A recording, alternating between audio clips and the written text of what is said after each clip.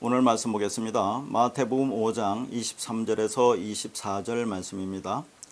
그러므로 예물을 제단에 드리려다가 거기서 네 형제에게 원망 들을 만한 일이 있는 것이 생각나거든 예물을 제단 앞에 두고 먼저 가서 형제와 화목하고 그 후에 와서 예물을 드리라. 오늘 본문 말씀도 21절부터 연속되는 내용입니다. 그러니까 이 말씀도 예배를 드리러 갈 때 다른 형제와 싸우면 안 된다. 혹 원망 들을 만한 일이 있으면 그 형제와 먼저 화목하고 그 후에 예물을 드려야 한다는 도덕적 계명을 말하는 것이 아닙니다. 여기에서 나오는 형제도 22절에 나오는 그 형제인 예수 그리스도를 가리키는 겁니다. 그러면 22절에서 뭐라고 했습니까? 그 형제에게 노한다는 말은 나 힘과 능력으로 손을 뻗어서 내가 간절히 바라고 원하는 욕망하는 것을 이루려고 하는 그 율법적 행위가 예수 안에 있는 그리스도에 대해서 분노하는 것이며 그게 하나님을 대적하는 것입니다. 그게 바로 인간의 두 마음인 탐욕, 탐심이라는 것이죠. 그리고 자기 스스로의 힘으로 손을 뻗쳐서 생명나무 열매를 따먹으려고 하면 진리는 필요가 없는 것으로 그것은 진리가 없는 예수를 자기들의 마음대로 육신의 생각대로 믿어서 영생을 얻으려고 하는 것입니다. 그러면 그들이 믿으려는 예수는 텅 빈 예수, 진리가 없는 예수, 씨가 없는 그리스도가 없는 예수가 되는 겁니다. 이게 예수님에게 라카라고 하는 텅 비었다, 씨가 없어 진리가 없다라는 말을 하는 것과 같은 것입니다. 또한 그것이 그 형제인 예수에게 미련한 놈이라고 하는 것으로 예수가 진리의 말을 하지 못하는 벙어리라는 말입니다. 그것은 그들이 율법에 젖어 있어서 진리가 뭔지 모르고 예수의 말을 진리로 받아들이지 못하기 때문입니다. 그러면 지옥이 네 안에 있다. 네 안에 심판을 가지고 있다는 말입니다. 그러니까 그 심판을 네 안에 가지고 있지 않으려면 지옥불에서 나오려면 그 형제에게 노하지 말고 뭐라고 했죠? 오르게즈 하지 말고 라카라고 욕하지 말고 미련한 놈이라고 하지 말아야 한다는 거죠. 그런데 22절에서 해석하지 않은 단어가 에이케라는 단어라고 했습니다. 그 에이케가 까닭 없이 이유 없이 헛되이라고 하는 단어입니다. 그리고 이 에이케라는 단어는 에이코라는 단어에서 왔는데 그 에이코는 굴복하다 실패하다는 단어입니다.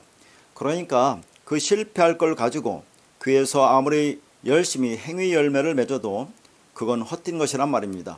실패할 것이 뭐예요? 율법적 신앙생활을 하는 것을 말합니다.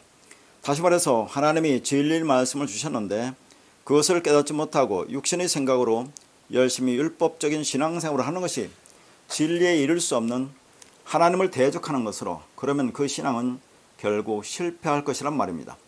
따라서 이 헛된 것을 가지고 열심을 내는 자들에게 실패하지 않을 수 있는 방법을 우리에게 제시해 주는 것이 오늘 우리가 보고자 하는 23절 이하의 말씀입니다.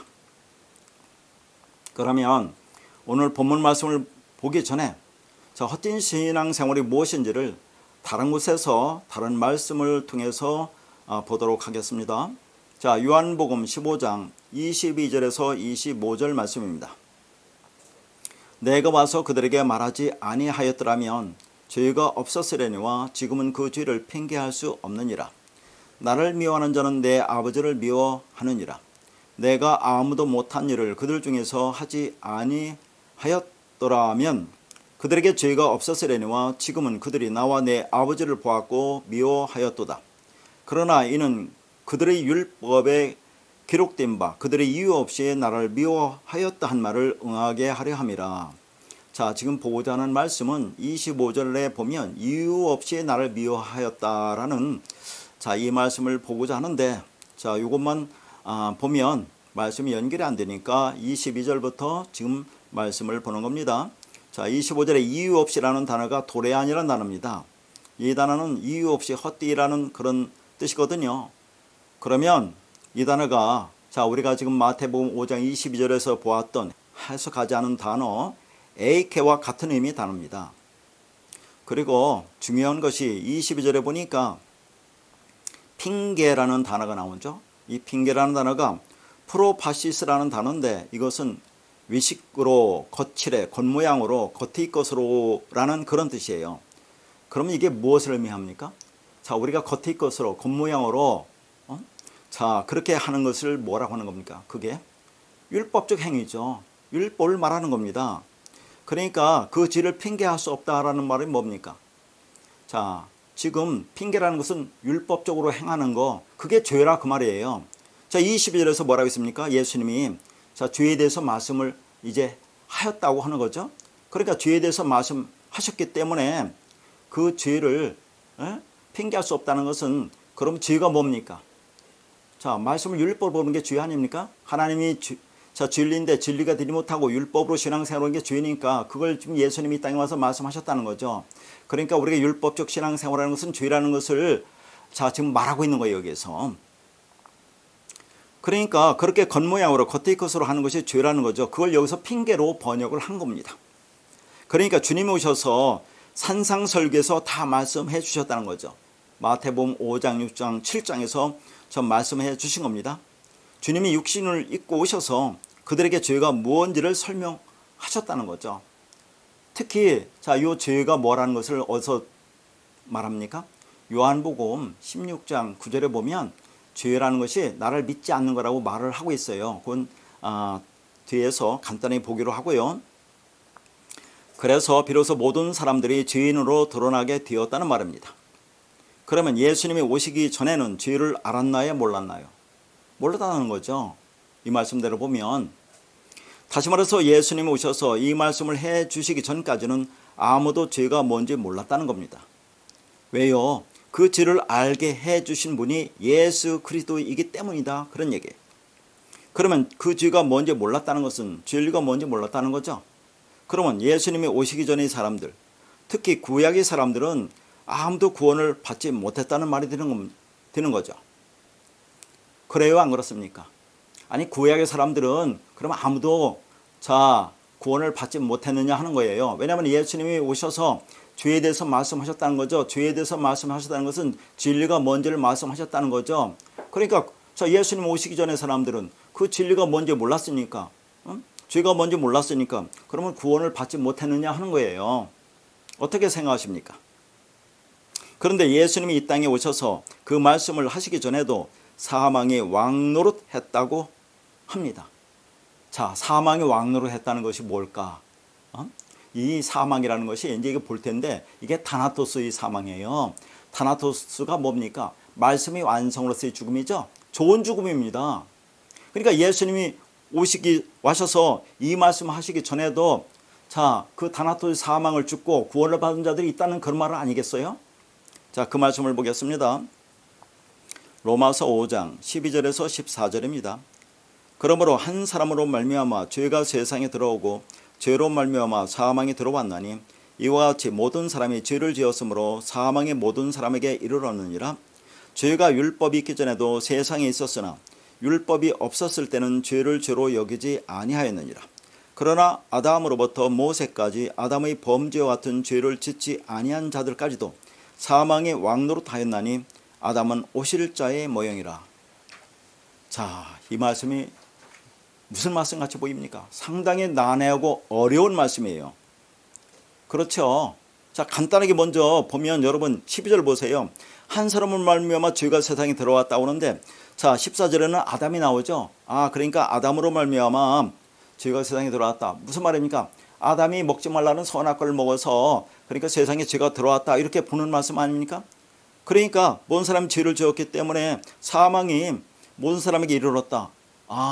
자, 아담이 그렇게 죄를 지었어요. 그러니까 아담 이후에 태어난 모든 사람들은 원죄를 갖고 태어난다고 하는 말 아닙니까?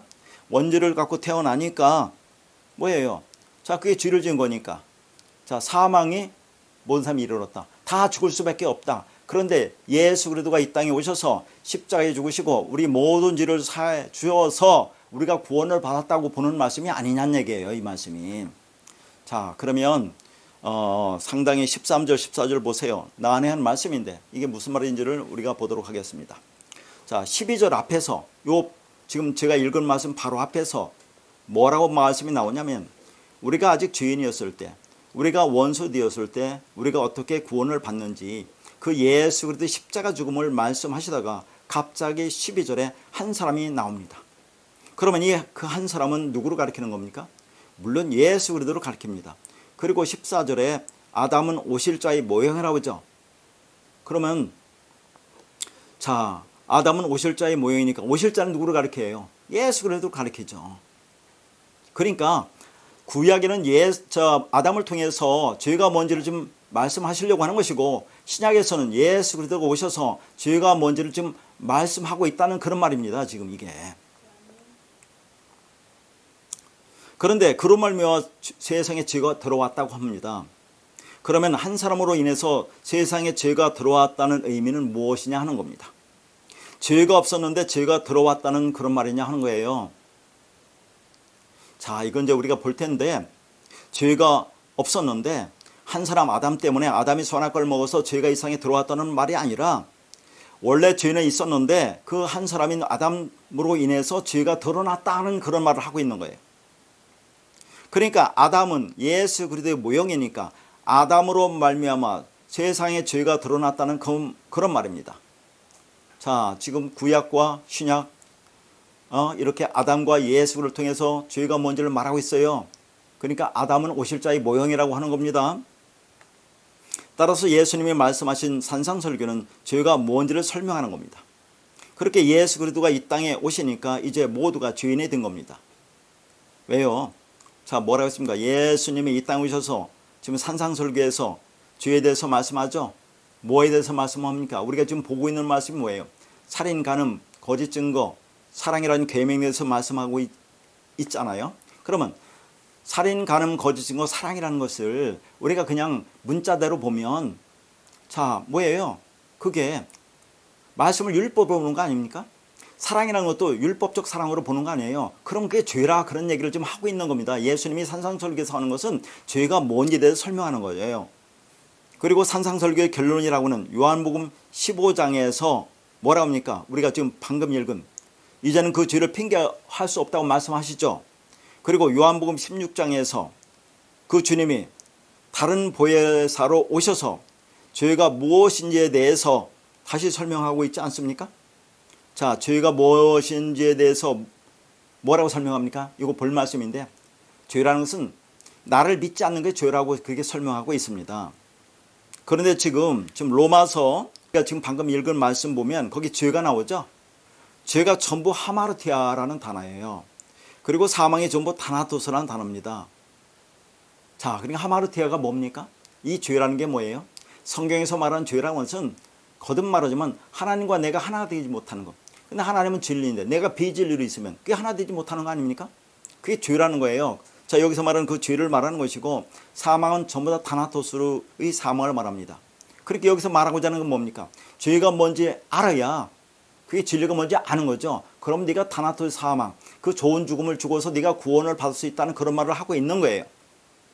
그러니까 이 진리 사실을 깨닫고 진리를 알아서 나도 죽음으로 던져지면 그게 다나토스의 사망으로 말씀의 완성으로서의 죽음을 말하는 겁니다. 나도 그리스도와 함께 죽는 그 사망으로 그게 완성이라 그런 얘기죠. 그러니까 이 말은 결코 저주의 말이 아닌 것입니다. 자, 이 말씀이 개혁신학이 주장하는 원지론의 근거가 되는 구절이죠. 개혁신학에서는 아담과 하와가 먹지 말라는 선악과를 따먹어서 죄가 시작되었고 그 죄는 우리 모든 인간에게 전가되었다고 주장하는 겁니다. 그 규례에 의하면 아담에 의해서 죄가 창조된 것처럼 보이죠. 아담 때문에 죄가 생긴 것처럼 보인다 그런 얘기입니다. 그 전에는 죄가 없었는데 아담 때문에 죄가 생겼다 이렇게 좀 보는 말씀이거든요. 자, 그러니까 이 말씀 보면 아담을 도구로 죄가 세상에 들어왔다라고 얘기를 해요. 여기서 한 사람으로 말미암아라고 있죠. 그 말미암아라는 단어가 디아라는 단어인데 뭐뭇을 통해서 뭐뭇에 의해서 수단 방법 매개체를 통해서라는 얘기죠. 그러니까 아담을 도구로 아담을 통로로 해서 죄가 들어왔다 그 말입니다. 그러니까 죄라는 것이 아담에게서 시작된 것이 아니라 없었던 죄가 아담 때문에 들어왔다는 것이 아니라 생겼다는 것이 아니라 바꿔 말하면 피조물인 인간이, 자, 아담이 만들어낸 것이 아니라 하나님께서 지금 뭔가를 설명하기 위해서 준비해둔 어떤 개념인 거예요. 죄라는 것을 설명하기 위해서 지금 이렇게 창세기에서 전개시키고 있는 겁니다. 그러니까 아담이 선악과 먹기 전에 어디인가 이미 죄가 있었다는 거죠. 어디에 있었습니까? 인간이, 자, 이 땅에 육을 입고 오면 그게 전부 다 죄의 상태라고 했죠. 그러니까 하나님이 이 세상을 만들었습니다. 그리고 이 역사를 만들어서 이 역사 속에 인간을 들여보냈죠. 인간이 어떤 형태로 옵니까? 죄와 허물로 죽은 상태. 인간이 육을 입고 오잖아요. 그걸 뭐라고 합니까? 죄라고 하는 거예요. 죄. 그러니까 이 역사가 시작되기 때부터, 창세기부터 죄는 이 땅에 있었습니다. 있었는데 죄가 뭔지를 지금 모르는 거니까 아담을 통해서 죄가 뭔지를 좀 설명하기 위해서 이런 게 지금 하나님이 하시는 겁니다. 아담을 도구를 통해서, 자, 죄를 드러나게 하는 거예요. 그러니까 아담이 도구가 되어, 자, 선악과를 먹으면서, 따먹으면서 이미 있었던 죄를 지금 세상에 드러내고 있는 겁니다. 하나님은 아담을 도구로 사용하여서 세상의 죄를 풀어버린 거예요. 이건 하나님이 지금 계획과 의도가 되어 있다는 뜻입니다. 왜 그렇습니까? 아니, 우리가 죄가 뭔지 알아야 구원을 받는다니까요. 성경은 죄가 뭔지 아니, 그래서 죄가 뭔지 알아야 너희가 구원을 받는데, 자, 처음부터 창세기부터 죄가 뭔지를 좀 말하고 있는 거예요. 죄가 뭐라고 있어요? 하나님과 하나가 되지 못하는 거, 진리를 깨닫지 못하는 게 죄라니까요. 율법적으로 신앙생활하는 게 죄라니까요. 그래서 그런 자들은 모두가 죄인이라는 겁니다. 이 땅에 그런 모든 인간은 죄인으로 이 땅에 왔다는 거예요. 그래서 네가 죄인이다, 네가 죄라는 것을 깨닫고, 그래야 뭡니까? 우리가 진리를 깨닫고, 자, 완성되는 거 아닙니까? 그게 다나토스 사망이에요. 그렇게 다나토스 사망으로 덮어버려서 그들을 구원하기 위해서 그렇게 지금 하시고 있다는 그런 말입니다. 그러니까 그들이 어떻게, 인간이 어떻게 죄로부터 구원을 받게 되는지를 지금 보여주기 위해서 좀 하나님께서 이러한 방법으로 성경을 전개시켜 나가고 있는 거예요. 그러면 참 어려운 말씀입니다. 지금부터 13절에 보니까 죄가 율법이 있기 전에도 세상에 있었으나 율법이 없었을 때는 죄를 죄로 여기지 아니하였노라고 해요. 자, 이해가 갑니까? 자, 다시 한번 보세요. 죄가 율법이 있기 전에도 세상에 있었으나 율법이 없었을 때는 죄를 죄로 여기지 아니하였다는 말이 무슨 말이냐 하는 겁니다. 그러면, 자, 이게 지금 성경이니까 이스라엘 백성에게 하는 말이죠. 그러면 하나님이 율법을 언제 주었습니까? 모세 때 주었죠. 자, 이스라엘 백성이 출애굽하고 시내산에서 하나님의 십계명 돌판을 주었잖아요. 모세 때 율법을 주었습니다. 그러면 모세 때 율법을 주기 전에는 죄는 있었대요. 죄는. 그런데 율법이 없었기 때문에 죄를 죄로 여기지 아니했다라고 그래요. 그러니까 이걸 보면, 자, 성경에서 말하는 죄와 세상에 말하는 죄가 다르다는 걸 알 수 있습니다. 세상에 말하는, 자, 윤리 도덕적인 죄와 성경에 말하는 죄는 다르다는 것을 여기서 분명히 말하고 있어요. 왜 그렇습니까? 한번 여러분 생각해 보세요.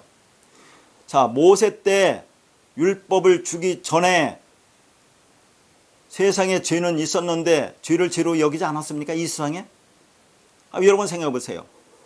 그 유명한 고대 바벨론에 함무라비 법전이 있죠. 그러면 우리나라에는 고조선에는 팔주법이 있죠. 이것은 모세에게 율법을 주기 전에도 세상에 있었던 법입니다. 법이 있었죠.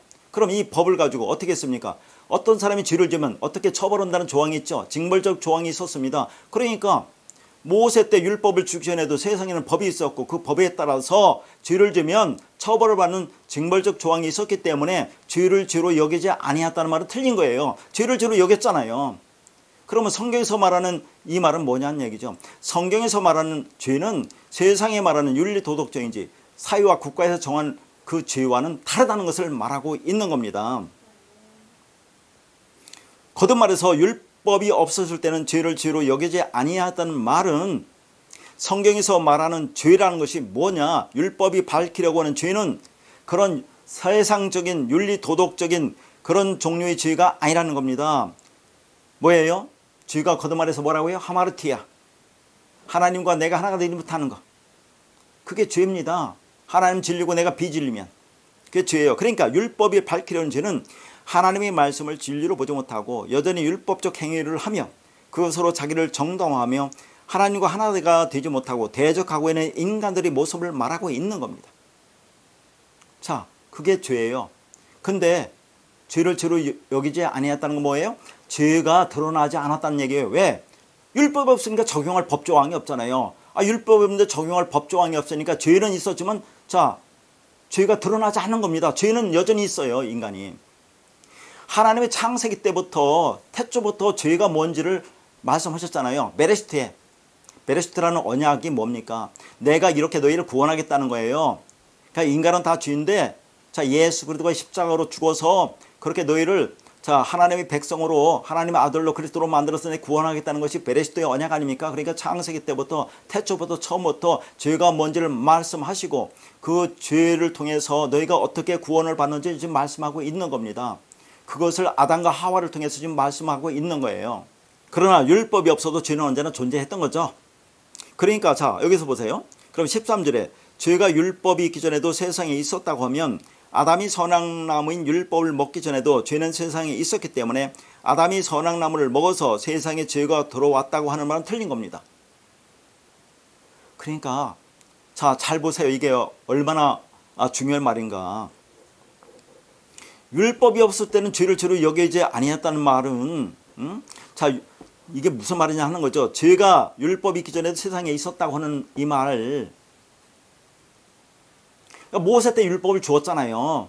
근데 모세 이전에는 그러면 죄는 있었는데 죄를 죄로 여기지 아니했다고 하는데 그러면 아담이 선악과를 먹어서 죄가 세상에 들어갔다는 말은 잘못된 거다는 얘기죠. 하나님이 창세기부터 인간을 육을 만들어 이 땅에 보낸 그 자체가 그게 죄라는 것입니다. 그러니까 죄는 원래부터 있었던 거예요.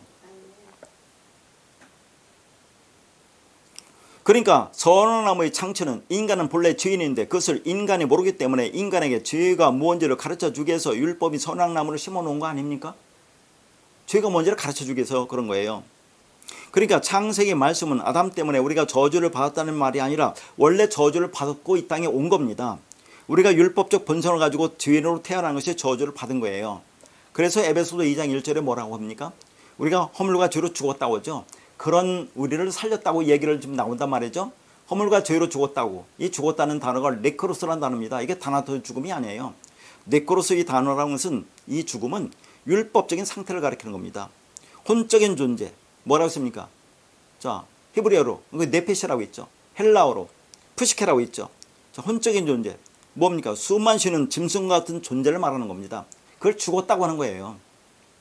그런데 아담 때문에 저주를 받았다는 말은 아담 때문에 저주가 드러났다는 말입니다. 자, 죄가 드러나니까 저주가 우리에게 온 거예요. 저주가 뭔지 드러났다 그 말입니다. 우리가 율법 아래 있으면 그게 죄인으로 드러나서 저주를 받게 된 거죠. 그래서 갈라디아서 3장 10절에 뭐라고 합니까? 무릇 율법 행위에 속한 자들은 저주 아래 있나니라고 말합니다. 응? 자, 우리가 이 땅에 거듭말하지만 창세기 때부터 이 역사 시작한 때부터 인간을 이 땅에 육을 입혀서 보낸 것이 죄의 모습을 보낸 거예요. 그 율법 아래로 우리를 보낸 거죠. 그럼 우리가 저주를 받는데 그런 우리를 어떻게 구원할 것인가를 하기 위해서 예수님이 육을 입고 이 땅에 오는 것이 저주 아래 오는 겁니다. 그래서 저주 나무는 십자가에 달려 죽었고 모든 율법을 진리로 완성해서 우리를 구원한다는 건데 그러면 자, 예수 그리스도가 오기 전에는 어떻게 구원을 받느냐 또 이렇게 말이 나올 거 아닙니까? 그러니까 누가 예수 그리스도를 역할하고 있어요? 구약에서는 아담이 그 역할을 하고 있다 그 말입니다. 그리고 구약에도 끊임없이 진리를 설명하고 있어요. 자, 그러니까 14절에 아담은 오실자의 모형으로 창세기에서 그 역할을 하고 있다는 거죠. 자, 다시 한번 신약에서는 예수님 오시니까 죄가 뭔지를 말씀하셨다고 했죠. 그러니까 죄가 드러났죠. 그럼 구약에서는 누가? 창세기에는 아담이 자, 선악과를 먹고 나서 죄가 먼저 드러나는 겁니다. 이렇게 지금 성경은 자, 신약이나 구약이나 죄가 뭔지를 다 말씀하고 있어요. 그래서 우리가 죄가 뭔지를 깨달아야 알아야 구원을 받는다는 것을 말하고 있는 겁니다. 자, 그런데 한번 보세요. 아담으로부터 모세까지 아담의 범죄와 같은 죄를 짓지 아니한 자들까지도 사망이 왕노릇하였다고 하는데 이게 무슨 말이냐 하는 겁니다. 성경이 얼마나 어렵습니까? 문자로 보면 쉽죠. 얼마나 쉽습니까? 그런데 자, 이게 무슨 내용이냐 하는 거죠. 다시 한번 보세요. 아담으로부터 모세까지 아담의 범죄와 같은 죄를 짓지 아니한 자들까지도 사망이 왕노릇하였다. 거듭 말하지만 모세 때 율법이 주어졌죠. 그러면 자, 모세 이전에 아담은 율법이 없었네. 그러면 아담은 어떻게 해서 죄가 드러난 겁니까? 아담에게는 선악나무가 율법이에요. 선악나무를 준 겁니다. 그걸 율법을 준 거죠. 그걸 통해서 죄를 깨달으라고 율법을 준 겁니다. 그걸 통해서 우리가 선악나무 먹고 이게 뭔지를 알으면, 율법을 통해서 율법이 뭔지 알으면 우리가 생명나무 열매를 먹었다고 하는 겁니까? 자, 그걸 보여주기 위해서 자, 아담에게는 율법이란 선악나무를 주었어요. 근데 아담이 그 선악나무를 먹고 죄를 깨달았습니까? 깨닫지 못했습니까? 깨닫지 못했어요. 어떻게 합니까? 자, 눈이 밝아졌다고 했죠? 눈이 밝아졌다는 것은 하나님처럼 진리를 볼 수 있는 자가 되었다는 게 아니라 선악과 주가 더 단단해졌다는 거죠. 자, 이 말씀을 율법으로 보고 오랜 신앙생활을 한 사람일수록 그 안에 더 단단하게 자, 율법적으로 단단하게 굳어져 있어요. 그러니까 오랜 신앙생활 한 사람들, 소위 말하는 장로나 권사들한테 이런 말씀을 전하면 그들한테 먹혀 들어갑니까? 선악구제가 더 단단해졌습니다. 율법으로 더 판단하잖아요, 교회에서도. 그러니까 그들은 죄를 깨닫지 못하고 더 열심히 하는 겁니다. 그러니까 벗은 줄 알았다고 했죠. 아, 내가 좀 아직도 부족하구나 하고 뭘 한다고 했습니까? 무화과나무 잎으로 치마를 만들어 입었다고 했죠. 무화과나무가 뭡니까? 열매도 아닌 것이 씨도 아닌 것이 열매인 척 하는 거예요. 행위 열매를 맺는 겁니다. 자, 헛된 열매를 맺고 있다는 얘기죠. 그게 잎이 무성한 무화과나무를 그래서 예수님이 저주해서 말라버렸다는 얘기가 성경에 그런 얘기입니다. 그러니까 아담은 자, 모세 이전에 있기 때문에 율법이 주어지지 않았지만 아담은 선악나무라는 율법이 주어졌는 겁니다. 그래서 그 선악나무를 통해서 죄가 뭔지를 알아야 되는데 깨닫지 못했어요. 그러면 여기서 보세요. 그러면 자, 아담부터 모세까지 뭐예요? 율법이 주어지지 않은 때 그렇잖아요. 아담과 같은 범죄를 짓지 아니한 자들은 사망의 왕노로 했다는 것이 무슨 말이냐는 얘기죠. 그러니까 거듭 얘기지만 모세 이전에는 율법이 없었기 때문에 아담은 선악나무라는 율법을 통해서 죄를 깨달아야 되는데 깨닫지 못한 것이고, 자, 모세 이전에는 율법이 없었기 때문에 이들이 죄를 지어도 죄가 적용할 법조항이 없었기 때문에 드러나지 않았다는 얘기예요. 겉으로 드러나지 않아서 겉으로는 죄인이 아닙니다. 근데 사망의 왕노로 했다는 것은 죄를 알았다는 얘기예요. 사망의 타나토스라니까요. 좋은 죽음이라니까요. 우리가 죽으려면 이 타나토스 사망을 살려면 어떻게 합니까? 내가 죄가 뭔지를 알아야 된다니까요. 죄가 뭔지 알았다는 건 진리가 뭔지 알아야 된다는 얘기입니다. 그러니까 아담은 율법을 통해서 죄가 뭔지를 알으라고 주었지만 자, 모세 이전에 그 율법이 없었을 때는 그 모든 사람은 죄인이라니까요. 이 땅에 죄로 온다니까. 우리가 율법적 존재로 오는 것이 죄로 오는데 죄가 뭔지를 깨달아야 알아야만 타나토스 죽음을 죽고 우리가 완성의 길을 갈 수 있는 겁니다. 자, 그런데 사망의 왕노를 했다는 거니까, 그러니까 죄는 겉으로 드러나지 않았지만 죄를 뭔지 알았다는 거예요. 내가 죄인지 뭔지 알았다는 거예요. 그럼 어떻게 알합니까? 그럼 어떻게 알 수 있다는 얘기예요? 한번 여러분 생각해 보세요. 어떻게 알 수 있습니까? 그래서 로마서 2장 14절에서 15절입니다. 율법이 없는 이방인이 본성으로 율법이를 행할 때는 이 사람은 율법이 없어도 자기가 자기에게 율법이 되나니 이런 이들은 그 양심이 증거가 되어 그 생각들이 서로 혹은 고발하며 혹은 변명하여 그 마음에 새긴 율법의 행위를 나타내느니라 라고 했죠. 율법이 주어지지 않을 때는 뭐가 율법이 된다고요? 양심이. 그러니까 우리가 이 땅에 하나님이 육을 입혀서 보내는 것은 율법적 존재로 보내는 거죠. 그게 양심이라니까. 양심. 그래서 우리는 이 땅에서 양심대로 살아라고 하잖아요. 양심에 비춰서 옳고 그름을 판단하면서 살잖아요. 그게 율법적 행위라니까. 율법적 선악구제랑 똑같은 거예요. 그러니까 율법이 없어도 양심이라는 게 있기 때문에 이걸 통해서 너희들이 죄를 깨닫고 죄가 뭔지 알아서 자, 그 사망의 죽음을 죽어야 된다고 얘기를 하고 있다니까요. 이게 유대인만 해당되는 게 아니라 이방인도 똑같은 거예요. 우리도 역시 마찬가지 아닙니까? 그렇게 해서 하나님께서 자, 모든 사람을 타나토스 사망으로 만들어서 구원하시겠다는 그런 말을 하는데 누구나 다 깨닫습니까? 깨닫지는 못하잖아요. 그 말을 지금 하고 있는 겁니다. 여기서. 그러니까 양심이 이게 율법적인 본성이고 이 양심에 따라 우리가 행하는 것이 율법의 행위를 나타내는 겁니다. 그래서 죄가 겉으로 드러났든지 드러나지 않았든지 간에 다 죄인이라는 거죠. 다시 말해서 율법이 주어지면 율법 통해서 죄를 깨달으라고 율법을 주었다고 했죠.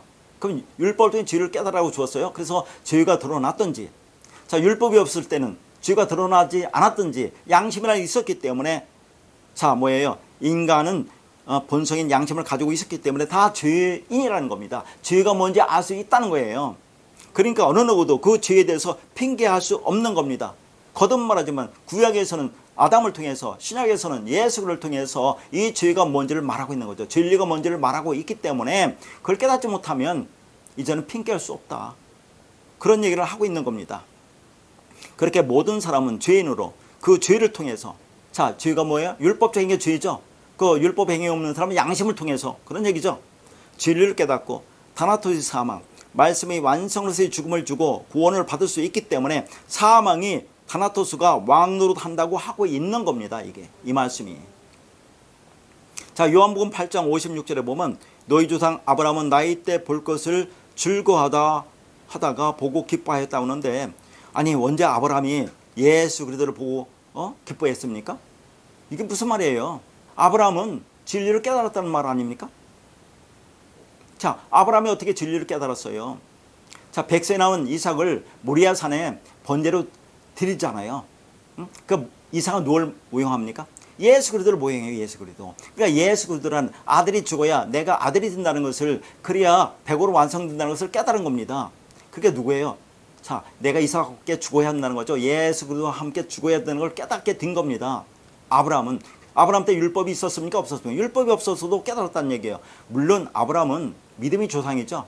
자, 믿음의 조상이라는 어떤 모형을 등장시켜서 어떻게 믿음이 되어서 너희들이 구원을 받는지 성경이 설명하십니다. 그래서 하나님의 사자, 천사가 등장해서 아브라함을 진리로 계속 이끌어 가요. 그러면 다른 사람은 그렇게 안 했습니까? 모든 사람도 하나님이 뭐예요? 멜기세덱으로, 자, 하나님의 사자로, 말라크로, 자, 천사로 등장해서 진리를 전해주고 있는 겁니다. 이게.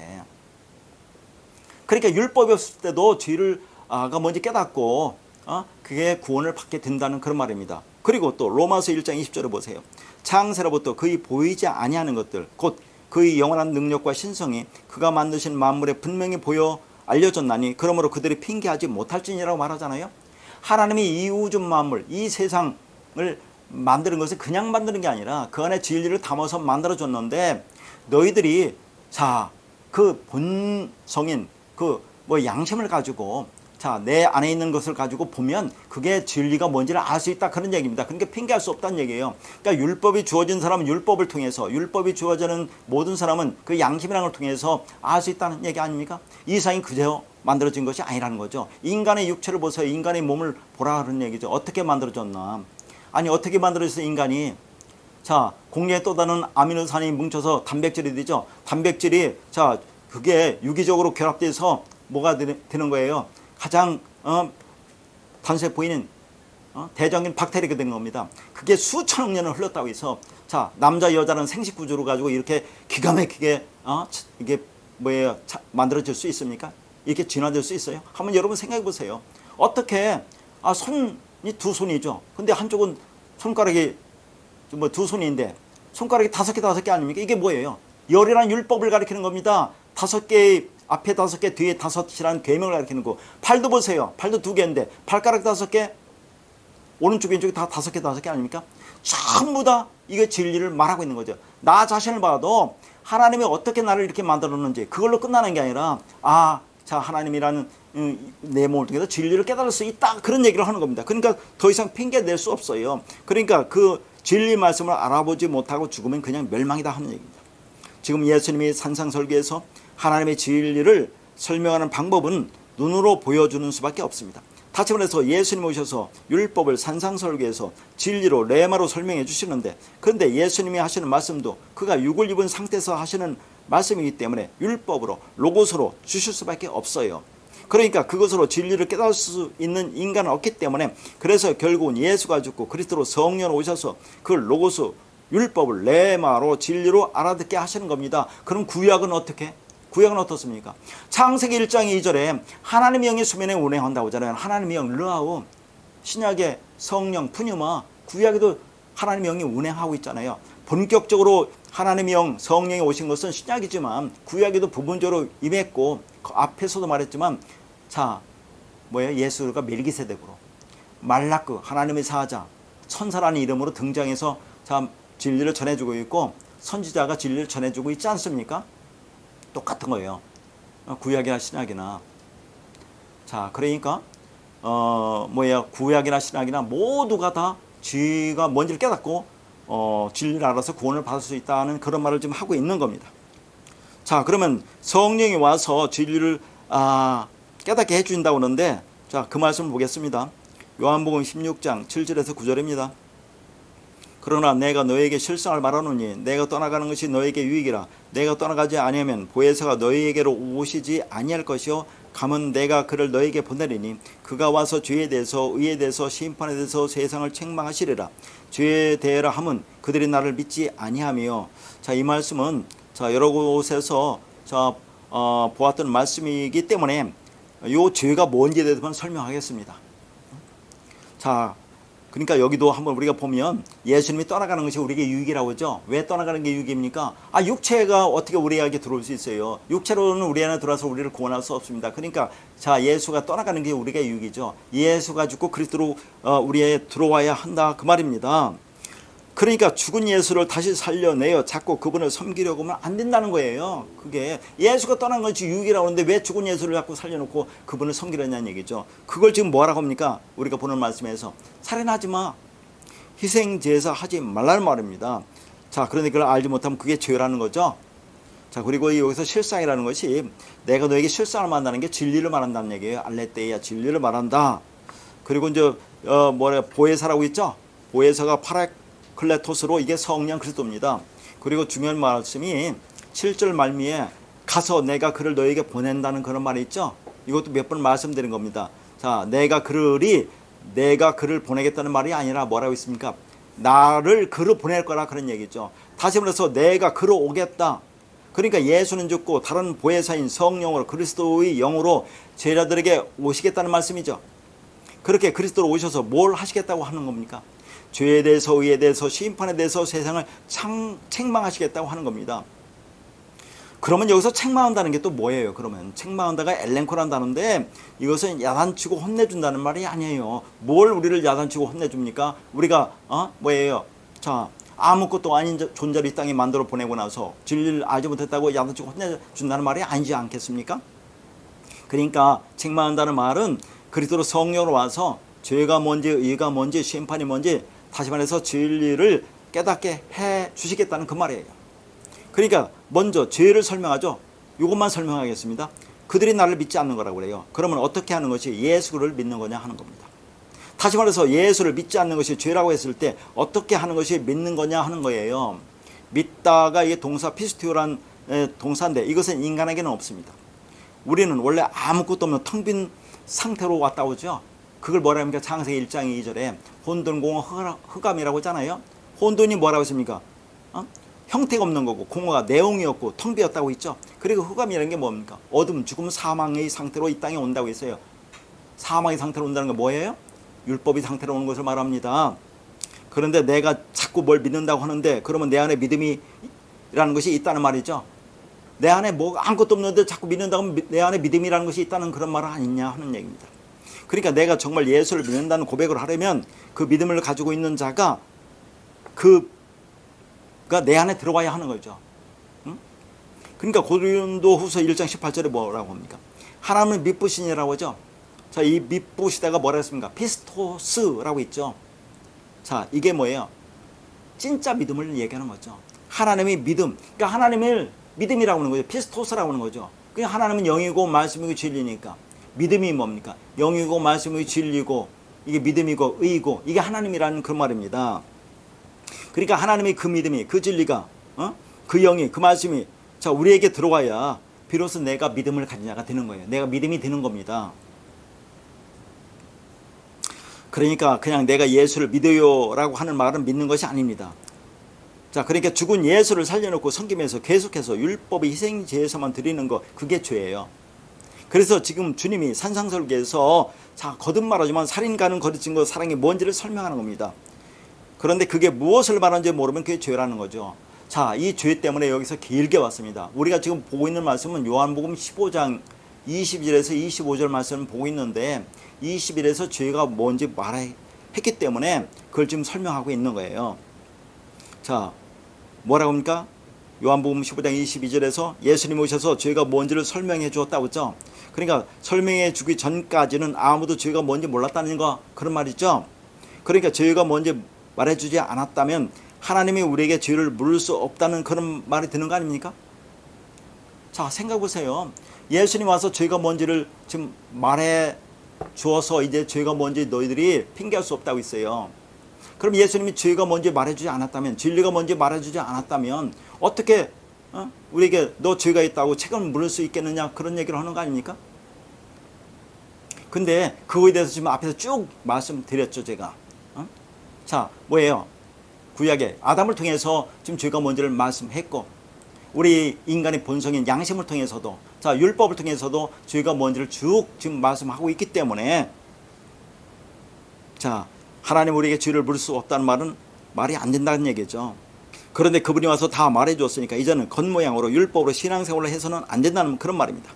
요한복음 보면 진리 성령이 오시면 그가 너희를 더 모든 진리 가운데로 인도하시라는 말씀이 있죠. 그러니까 성령이 와서 율법을 진리로 설명해 주셨기 때문에 이제는 외모로, 겉으로, 겉의 모양으로 하면, 즉 말씀을 겉에 나타나는 것으로만 보고 그것으로 율법적 신앙생활을 하면 안 된다는 거죠. 그걸 거기서 뭐라고요? 핑계라고 얘기했으면 핑계. 프로파시스. 자, 이 겉으로, 외쪽으로, 겉모양으로, 겉의 것으로 하는 것이 율법이라는 얘기입니다. 그렇게 할 수는 없다. 그렇게 하는 것이 헛된 것이고 그게 죄라는 것을 지금 말하고 있는 겁니다. 그래서 자, 거듭 말하지만 예수 그리스도가 와서 진리 성령이 와서 진리에 대해서 말해주기 전에 이 사람들, 특히 구약의 사람들은 어떻게 구원을 받을 수 있느냐라는 그 의문이 가질 수 있고 또 그렇게 논쟁을 하지 않습니까? 그러니까 예수 그리스도가 와서 율법을 진리로 말해 주어야 겉의 것으로 신앙생활을 하던 것을 그만두게 되는데, 그러면 예수가 오기 전에 구약의 사람들은, 특히 성령이 오시기 전의 사람들은 어떻게 구원을 받을 수 있겠느냐라고 우리가 말할 수 있지 않느냐 하는 겁니다. 거듭 말하지만 지금 뭐라고 해요? 제가 로마서 5장에서 다 말씀드렸어요. 지금 앞에서 다 말씀드린 겁니다. 그러니까 말씀을 지엽적으로 보는 사람들은, 자, 예수가 오신 이후에나 구원이 있다고 말하는 설교자가 있다니까요. 말씀을 지엽적으로 보는, 어느 한 것만 보니까 성경은 창세기부터 요한계시록까지 전체적으로 유기적으로 그렇게 보여야 됩니다. 하나로 보여야 돼요. 하나로 보니까 그런 말이 아니라는 걸 우리가 분명히 알 수 있잖아요. 구약이나 신약이나 죄가 먼저 다 말하고 있는 겁니다. 그리고 뭐라고 했습니까? 제가 구약에도 뭐예요? 예수 그리스도가 멜기세덱으로 왔다니까요. 그걸 뭐라고 합니까? 말라크라고 하죠. 하나님 사자 천사라는 이름으로 등장했어요. 자, 그리고 선지자가 진리를 전해주지 않았습니까?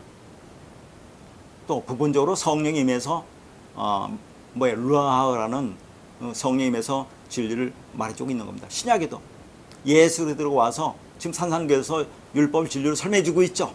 그리고 성령이 와서 또 진리에 대해서 설명해주고 있죠. 그리고 그걸 깨달아 알은, 오늘날 말하면 그 진리를 간자가 이렇게 설명해주고 있죠. 그러니까 어느 시대나 다 그 말씀을 깨닫고 구원을 받는 자가 있다는 것을 말하고 있는 겁니다. 똑같아요. 구약이나 신약이나 똑같다 하는 것을 말하고 있는 겁니다. 자, 그러면 지금 요한복음 15장 24절을 보는 겁니다. 거기 뭐라고 있어요? 내가 아무도 못한 일을 그들 중에 하지 아니하였더라면 그들에게 죄가 없었으려니와 똑같은 말을 하고 있는 거죠. 그러니까 예수님 와서 아무도 못한 일이 뭡니까? 예수가 와서 아무도 못한 일이 뭐예요? 율법을 진리로 전해주는 거죠. 자, 율법을 진리로 전하는 것은 예수 그리스도밖에 못한다는 얘기죠. 율법을 진리로 전해주는 것이 그게 뭐예요? 죄가 뭔지를 말하는 겁니다. 그게, 자, 너희들이 죄가 뭔지 아니, 율법을 진리로 보지 못하는 게 죄야. 그걸 말해주지 않았다면 죄가 없었으려니와. 근데 그걸 말해줬으니까 너희가 죄가 있다는 얘기죠. 창세기에서는 아담을 통해서 그렇게 말씀해 주었죠. 그래서 구약에도 예수 그리스도가 하나님의 사자 천사로 나타나서 진리를 전했고 예수 그리스도를 모형하는 선지자가 진리를 선포했던 겁니다. 그런데 그렇게 신구약에 다 진리를 전해 주었는데, 자, 25절에는 지금 예수님 와서 하시는 말씀 보면 이유 없이 나를 미워했다고 하잖아요. 요 말씀을 모릅니다. 이유 없이, 이유 없다는 말이 도레안이라는 단어라고 있습니다. 까닭 없이 헛되이 나를 미워하고 있다. 헛되이 열심히 율법적 신앙생활을 하고 있다는 겁니다. 그걸 22절에 핑계로, 외모로 한다고 말하는 거죠. 핑계로, 외모로. 핑계 의무가 뭡니까? 그러니까 율법적 신앙생활을 말한 거예요. 그건 죄라는 겁니다. 그러니까 율법으로 행하는 것을 하나님이 뭐라고 합니까? 왜 네가 나를 헛된 것으로 미워하냐라고 말하고 있는 거예요. 헛된 것으로 왜 미워하니? 그걸 23절에서는 뭐라 합니까? 나를 미워하고 아버지를 미워한다고 말하고 있다니까요. 아버지가 뭐라고 했습니까? 아버지가 뭐라고 했어요? 아버지가 성경 아버지. 아부. 하나님 성전, 하나님 말씀이라고 있잖아요. 그 하나님 말씀을 내가 진리로 가지면 그게 하나님을 공경하는 거고 부모를 공경하는 것이고, 그걸 율법적으로 보면 하나님을 미워하는 거예요. 말씀을 미워한다라고 지금 말하고 있는 거예요. 그게. 이것이 지금 우리가 보고 있는 마태복음 5장 22절의 말씀과 같은 거예요. 그걸 이미 보았지만 거기 헛되이라는 단어가 있죠. 헛된 신앙생활이 뭔지를 다른 곳에서 지금 살펴보는 겁니다. 그러니까 22절에 에이케라는 단어가 생략되었다고 했는데 그게 무슨 말인지 다른 곳에서 또 보고 있는 거죠. 그러니까 하나님이 진리의 말씀을 주셨는데 그것을 깨닫지 못하고 육신의 생각으로 열심히 율법적인 신앙생활을 하는 것이 진리에 이를 수 없는 하나님을 대적하는 것으로, 그러면 그 신앙은 결국 실패할 것이라 그 말입니다. 따라서 이런 것이 헛되이 미워하는 것이라고 지금 말해주고 있는 거죠. 그래서 만약에 우리가 하나님의 진리를 깨닫지 못해서 헛되이 율법적 신앙생활을 하면, 그러면 그것이 하나님 볼 때는 뭐라고요? 하나님을 미워하는 거다, 말씀을 미워하는 거다, 그런 얘기입니다. 그런데 우리는 뭐라고 생각합니까? 이렇게 하는 것이 하나님을 사랑한다고 열심을 내고 있지 않습니까? 그렇게 미워하면 그것이 성경이 말한 바 그 약속이 성취된 거라고 말하고 있어요. 이게 또 무슨 말이에요? 그러니까 그 말은 우리가 그렇게 하나님을 헛되이 미워하는 율법적 신앙생활을 하고 있다는 것이죠. 그런데 우리가 그런 자들로 존재하는 것이 하나님의 말씀이 성취라고 말하고 있다니까요. 그게 성경이 말하고자 하는 바라, 그런 얘기입니다. 이게 무슨 말이에요? 그러니까 너희들은 그런 존재야, 그렇게 할 수밖에 없는 존재야 라고 지금 말하고 있는 거죠. 너희는 율법적으로 신앙생활을 할 수밖에 없는 존재야. 성경은 너희는 그런 존재라는 것을 깨달으라고 창세기부터 요한계시록까지 진리가 뭔지를 길게 설명하고 있는 겁니다. 그래서 그 진리를 깨닫고 율법의 감옥인 지옥에서 나오라고 하는 거죠. 따라서 열심히 신앙생활을 잘하고 있다고 생각하는데, 그런데 그것이 하나님을 헛되이 미워하는 것인 줄도 모르고 열심을 하고 있는 겁니다. 그러니까 나의 힘과 노력으로 나의 욕망하는 것을 얻어내려고 하는 율법적 신앙생활이 이유 없는 헛된 것으로, 그게 하나님께 노하고 라카라고 미련한 놈이라고 하는 것과 같다는 말씀입니다. 그러면 앞에서 본문 말씀 보기 전에 길게 말씀드렸는데 그 말씀이나 오늘 보는 말씀이나 다 연관이기 때문에 길게 말씀드린 겁니다. 그러면 오늘 본문 말씀을 본격적으로 볼 텐데, 자, 여기 보니까 그러므로 예물을 제단에 드리려다라는 것이 나오는데, 여기서 예물이라는 단어가 도론이라는 단어를 번역한 거거든요. 근데 이 도론이라는 단어는 예물이라기보다는 선물이라는 뜻입니다. 자, 선물 잘 보세요. 이 선물은 우리가 받아야 되는 거죠.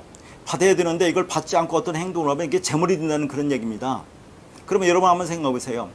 예물을 제단에 드리려다가 형제에게 원망 들을 만한 일이 있으면, 자, 형제와 화목하고 와서 그걸 드리라는 그런 말씀을 하고 있는데 왜 이렇게 번역했습니까? 이걸 왜 예물이라고 번역했겠어요? 우리가 교회 갈 때, 예배 들어갈 때 예물 갖고 간다고 그러죠? 자, 헌금 갖고 간다고 생각하는 거 아닙니까? 그렇게 예배 들어갈 때 헌금 갖고 가면서 예배 드릴 때 형제와 안 좋은 일 있으면, 그러면 예배 드릴 자세가 안 됐으니까 자, 먼저 화해하고 와서 바른 자세로 자, 용서하고 그렇게 예배를 드리라는 말씀으로 보기 때문에 그렇게 번역을 한 건데, 그런 말이 아니란 얘기입니다. 여기서 자, 이 예물이 뭐라고요?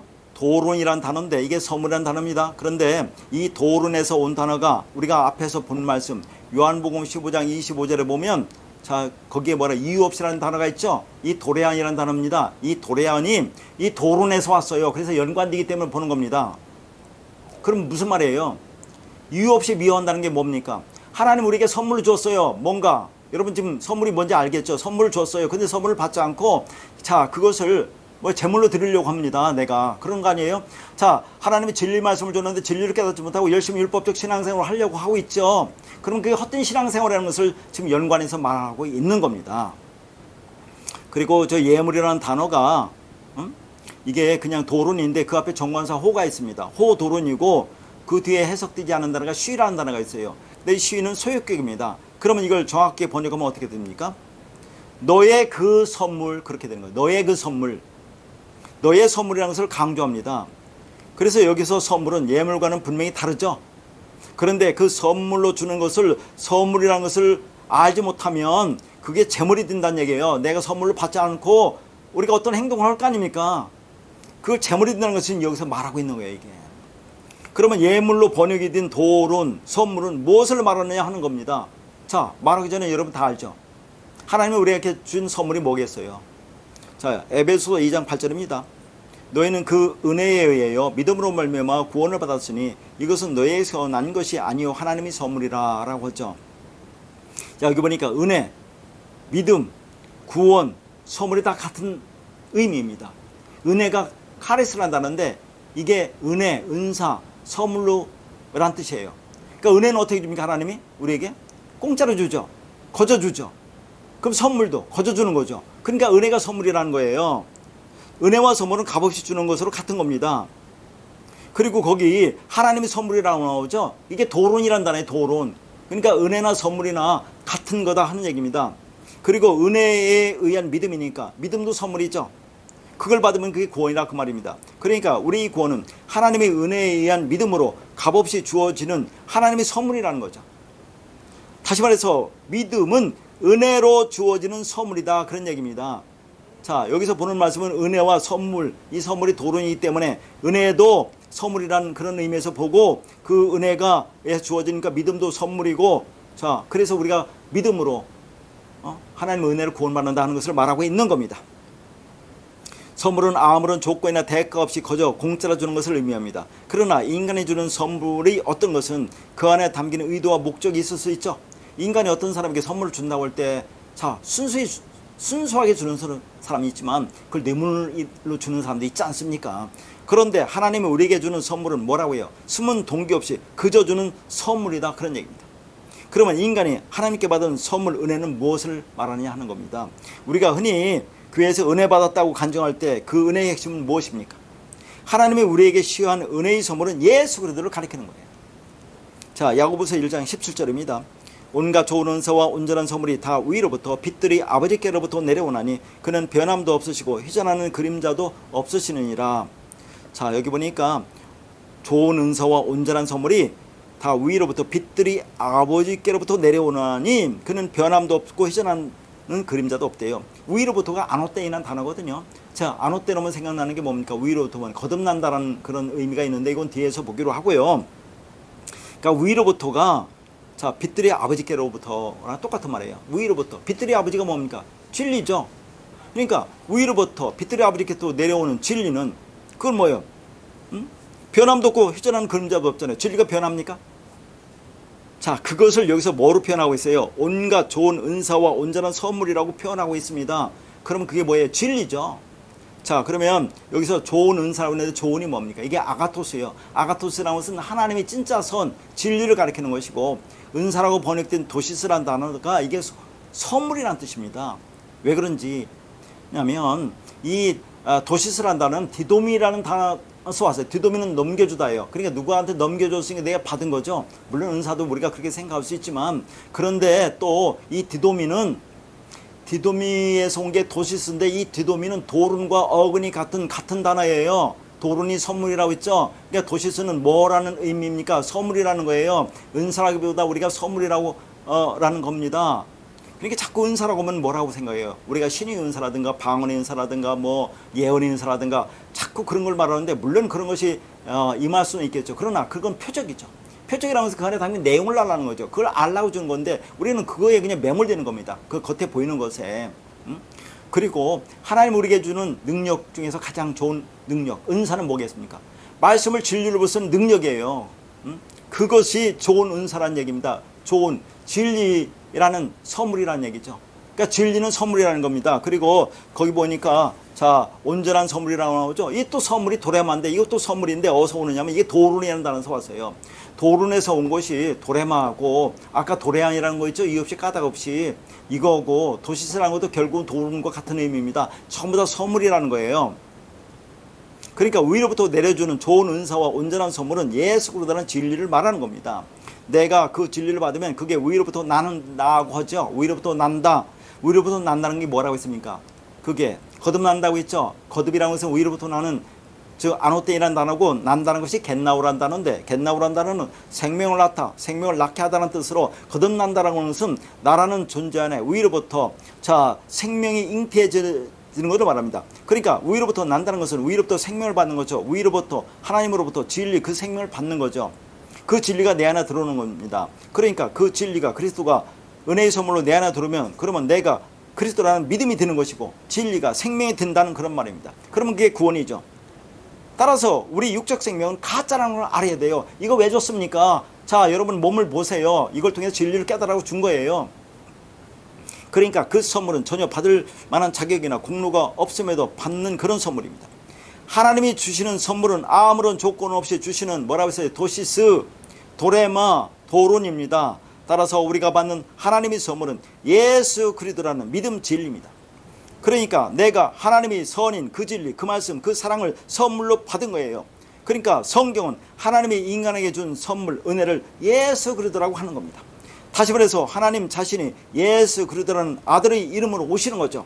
그래서 그 아들을 우리에게 선물로 주었으니까, 어떻게 주었어요? 예수 가지고 그리스도로 오는 게 우리에게 선물로 주는 겁니다. 그러니까 그걸 받으면 내가 그 생명을 받은 거죠. 그게 그 말씀 그리스도를 받은 거죠.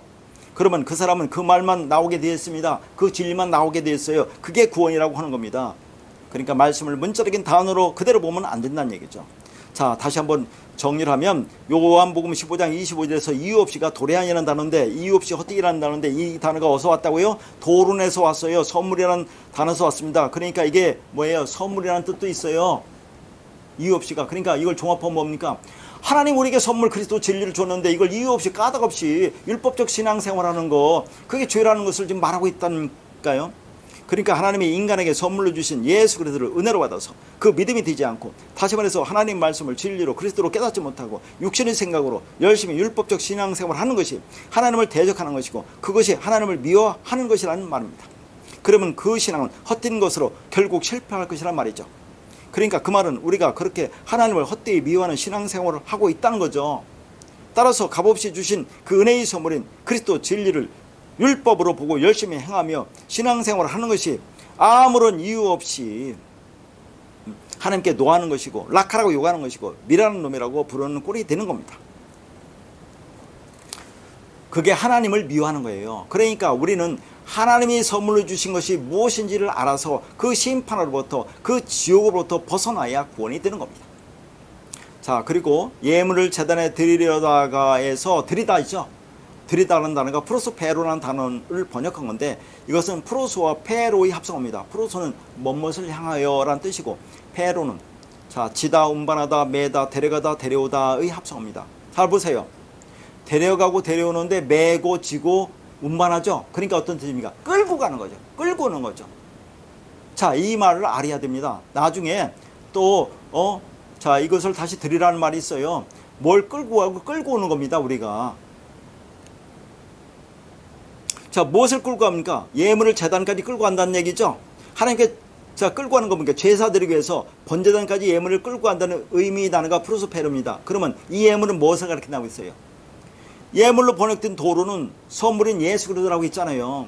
그러니까 그 예물은 예수 그리스도라는 선물입니다. 그런데 그 선물을 제물로 드리기 위해서 성전 대장으로 끌고 가고 있다는 얘기예요. 왜요? 이 선물을 가지고 하나님께 제사 드리기 위해서입니다. 나에게 준 선물을 가지고 도로 하나님께 희생 제사 하려고 한다는 거예요. 하나님께서 은혜로 주신 선물인데 그 선물을 다시 하나님께 제물로 드린다고 하는 것이 말이 됩니까? 그래서 21절에서 말하는 희생 제사를 그만두기 위해서 그 희생 제사가 무엇을 의미하는지를 22절에서 세 가지로 말씀하셨습니다.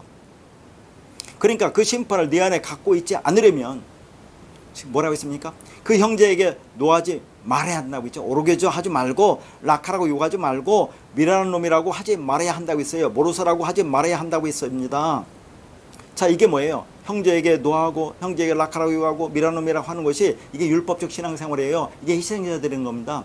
자꾸 희생자 드린다니까 뭘 자꾸 드린다고 하는 것이 아니라 죽은 예수를 살려놓고 그것을 율법으로 섬기는 것을 말하고 있는 거예요. 그거에. 그걸 세 가지로 말하고 있잖아요. 22절에서.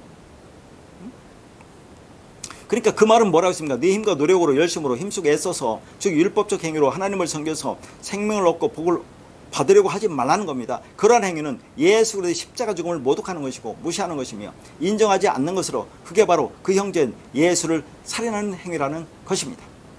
그래서 이 희생제사를 해결하려면 우리가 지금 보고 있는 23절에서 뭐예요? 이 선물이 무엇인지를 잘 알아야 한다 그 말입니다. 근데 우리는 이 말씀을 문자로 율법으로 보고 희생제사를 쭉 해왔잖아요. 그러니까 우리는 그 희생제사를 당연히 드리는 것으로 생각하고 있는 겁니다.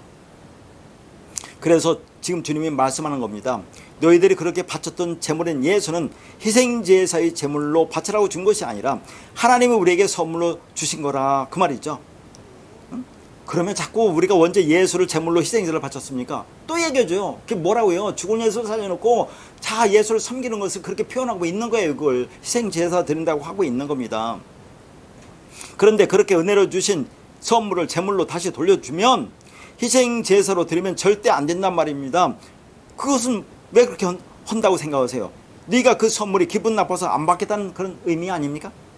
우리는 이 희생제사를 우리가 하나님을 기쁘게 하기 위해서 드리는 제물로 이해하고 있는 겁니다. 그러니까 오늘날 예배를 그런 식으로 열심히 행하고 있는 거죠. 그런데 너는 내가 너를 위하여 준 선물을 왜 다시 제물로 끌고 와서 섬기려고 하느냐 그런 말이죠. 이 희생제사가 우리에게 주는 그 의미가 뭔지 알았다면 받으려고 했겠지 다시 드리려고 하지는 않았겠죠. 만약에 하나님께서 이 희생제사를 우리가 하나님께 드리는 것으로 예수를 섬기는 것으로 율법을 행하는 것으로 명령하셨다면 22절에서 그렇게 말씀하실 이유가 없는 겁니다. 이 희생제사라는 선물은 하나님께서 너에게 주는 것이다. 그러니 하나님께 도로 가져와서 바치거나 드릴 생각은 하지 말아야지. 그렇게 선물은 기쁘게 받는 것이다 라는 그 말입니다. 그러니까 희생제사는 선물이 안 되면 안 되는 겁니다. 망하는 겁니다. 그렇게 되면 희생제사를 범하는 거죠. 예수라는 이 희생제사는 내가 하나님으로부터 받는 것이 되지 않으면 그것은 하나님과 아무 상관이 없는 자가 되는 것이고 예수라는 선물을 반대하는 것이라는 그런 말입니다. 그런데 여전히 많은 기독교인들이 이 소중한 복음의 진리를 모르기 때문에 예수의 희생제사라는 선물이 나를 어떻게 하나님과 하나가 되게 하고 연합하게 하는지 알지 못합니다. 전부 다 나 중심에서 나를 위한 예수의 죽음, 나의 구원을 위한 예수의 죽음, 나의 천국을 위한 예수님의 죽음, 나의 행복을 위한 예수님의 죽음 정도로만 이해하고 있으니 자 하나님과 하나가 되는 기쁨과 영광과 안식을 누리며 살 수 있겠느냐 하는 겁니다. 참으로 슬픈 현실이 아닐 수가 없는 거죠. 이렇게 하나님께서 주신 우리 선물로 오신 예수 그리스도는 우리가 하나님 반대편에 서 있는 대적자라는 것을 깨닫게 합니다. 그래서 예수의 십자가 죽음이라는 희생 제사를 통해서 내가 하나님 반대편에 있다는 것을 알았다면 하나님 편으로 빨리 건너가야만 합니다. 오직 여기에만 구원이 있고 영생이 있고 천국이 있습니다. 이렇게 예수 그리스도의 십자가는 우리가 하나님 반대편에 서 있는 대적자라는 것을 알게 하시고 그 대적의 자리에서 하나님과 연합시키기 위해서 예수 그리스도의 십자가의 희생 제물이 선물로 우리에게 필연적으로 주어지게 되는 겁니다. 앞에서 말씀드렸지만 그 예물이 뭐라고요? 자, 돌은 호돌은 쉬 뭐예요? 너의 그 선물이다 그런 얘기입니다. 그 선물은 쉬가 소유격으로 너의 그 선물, 너에게 속한 선물, 즉 그 선물은 나에게 우리에게 준 것으로 내 것이라고 말하고 있습니다. 그런데 우리는 나에게 주신 그 선물을 양이나 소등, 재물을 잡아서 죽여서 바치는 것으로 보고 그렇게 행해 왔던 거죠. 이게 구약 사람들은 그렇게 해왔어요. 그럼 오늘날은 어떻게 합니까? 우리가 언제 양이나 소 등 재물을 잡아서 바쳤습니까? 열심히 헌금 드리는 거예요. 자, 예수를 섬기는 겁니다. 그러나 똑같은 거죠. 다시 말해서 우리 선물로 오신 예수 우리를 통해서 진리를 깨닫지 못하고 죽은 예수를 다시 살려놓고 열심히 섬기는 율법적 행위를 하며 그게 잘하는 것이라고 생각하고 있는 것입니다. 그러나 동물을 잡아서 드리는 희생 제사 의식을 율법으로 주신 것은 어디? 구약에서 주신 것은 자 그걸 통해서 진리를 깨달으라고 준 거죠. 율법 통해서 진리를 깨달으라고 준 것이고 신약에서는 뭐라고 한 겁니까? 예수 그리스도가 십자가에 죽으신 거예요. 그게 똑같은 거죠. 구약에서 동물 잡아서 희생제사를 드리는 거나 예수가 이 땅에서 십자가에 죽으신 거나 똑같은 겁니다. 둘 다 그걸 통해서 그 안에 담긴 진리를 깨달으라고 준 거 아닙니까? 그러니까 자 보라고 보고 그 안에 담긴 진리를 보라고 준 거지 행하라고 섬기라고 준 게 아닙니다. 다시 말해서 그 희생제를 통해서 그 안에 담긴 진리를 보라고 준 거지 율법적으로 행하라고 준 것이 아니란 말입니다. 그래서 말씀을 또 뭘 줘요? 성전을 줬잖아요. 성전. 율법을 모양으로 만들어준 게 성전입니다. 왜 성전을 줬습니까? 성전을 보라고, 성전에 가서 열심히 제사 드리고 섬기라고 준 게 아니라 그것으로 겉으로 보이는 성전은 율법을 통해서 그 안에 담긴 진리를 보라고 준 겁니다. 자, 그리고 제단으로 번역한 단어가 뒤시아 스테리온이라는 단어거든요. 이건 뒤시아라는 단어에서 왔습니다. 뒤시아는 희생제물이에요. 그리고 스테리온은 번제단입니다. 그러니까 이 제단이라고 해서 희생제물을 드리는 제단이다, 그런 얘기예요. 그리고 거기서가 카케이라는 단어인데, 자, 이게 카이와 에케이 합성입니다. 왜 이렇게 자세히 이것도 합니까? 중요하기 때문입니다. 자, 거기서가 카케인데, 그러니까 예물을 드리려다가 거기서라고 있죠. 자, 카케이라는 것은 카이와 에케이 합성인데, 카이는 그리고고 에케이라는 단어가 그곳에서 그 장소에서 그런 뜻입니다. 그러니까 그리고 바로 그 장소에서 그곳에서 그런 얘기예요. 예물을 제단에 드리려고 하는 바로 그곳에서 그런 얘기를 하는 겁니다. 그건 뒤에서 이제 볼 것이고요. 그러니까 그 선물을 희생제사하는 곳으로 끌고 가는 겁니다. 그러면 번제단에서 동물의 희생제사를 드리라고 한 것은 결국은 선물을 주는 겁니까? 드리라고 준 겁니까? 그걸 통해서, 드리는 걸 통해서 예수 그리스도를 은혜의 선물로 받아라는 겁니다. 다시 말해서 희생제사를 보고 그것을 선물로 준 것을 알라는 말이죠. 그런데 선물로 준 것을 모르니까 계속해서 제사를 드릴 수밖에 없는 겁니다. 자, 23절에 예물을 제단에 드리려다가 거기서 네 형제에게 원망 들을 만한 일이 있는 것이 생각나거든. 먼저 여기서 생각나다부터 볼게요.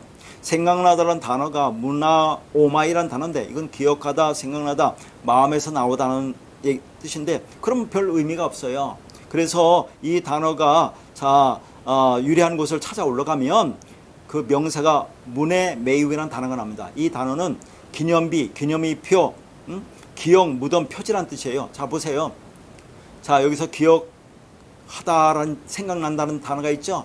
이게 뭐예요?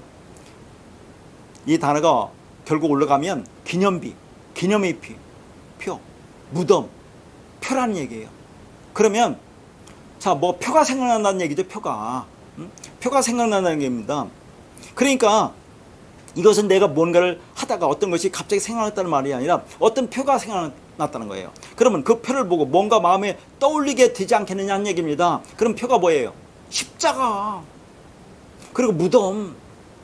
십자가와 무덤을 가리키는 겁니다. 십자가를 보고도 우리가 알아야 되고, 예수의 무덤을 통해서 알아야 돼요. 예수의 무덤이 어디 있습니까? 그게 아니라 예수가 왜 죽고 3일 동안 무덤 속에 들어갔는지를 알아야 된다는 얘기죠. 왜 하필이면 3일입니까?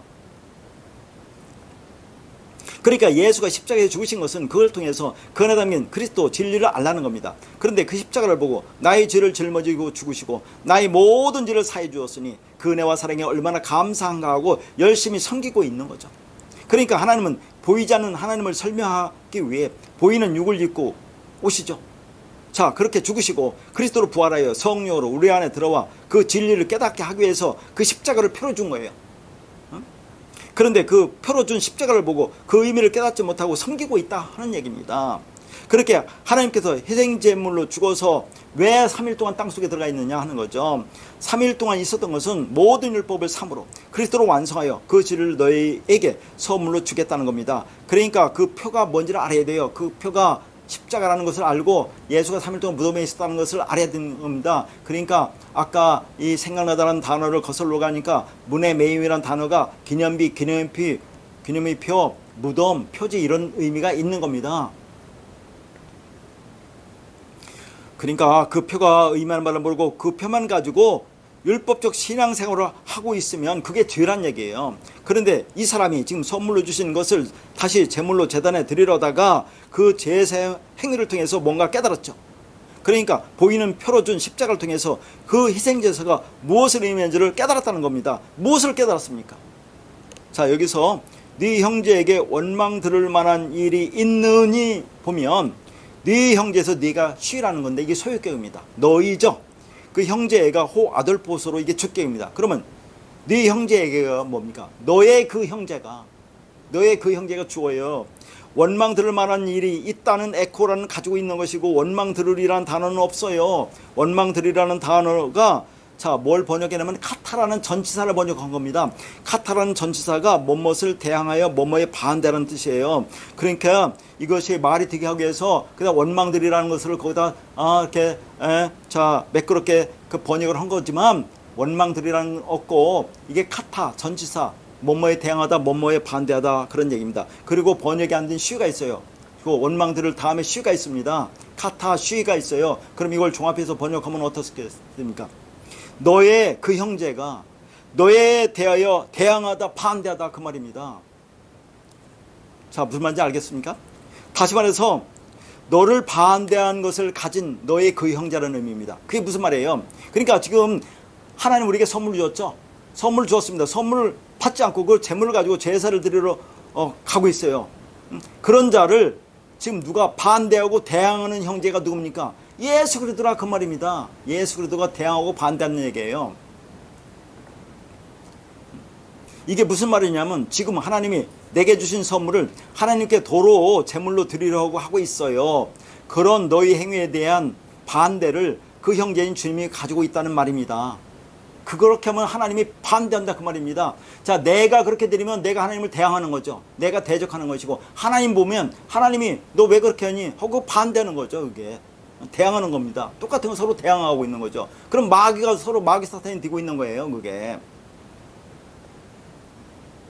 그 선물을 가지고 있지 못하고 그걸 도로 제물로 갖다 주면 그 형제인 예수님이 너에 대해서 반대를 가지고 있다는 말입니다. 그러니까 그 희생제사 드리는 번제단에서 은혜의 선물로 주신 예수라는 그 형제가 생각나거든 십자가에서 영담원에 완성한 제사가 기억이 나면 다시 말해서 율법을 진리로 완성한 그리스도가 마음에 떠오르면 그 희생제사를 드리지 말고 먼저 그 형제인 예수와 화목하라는 말이죠. 여기서 화목이라는 것도 우리가 생각하는 그런 화목을 얘기하는 게 아닙니다.